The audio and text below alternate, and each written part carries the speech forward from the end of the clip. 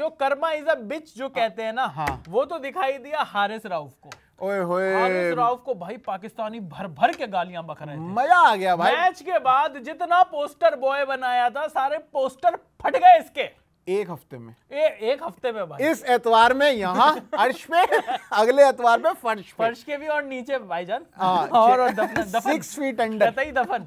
यार भाई लेकिन सही में। और भाई इनकी एक्टिंग तो मैच के बाद छोड़ो, मैच के दौरान ही करने लग गया मैच था वो के भाई दौरान, अशरफ। हाँ, वो सोच रहा था मैं ओहो। ऋषभ पंत बनूंगा, है साले ऋषभ पंत की फर्स्ट कॉपी की भी 3rd क्लास कॉपी।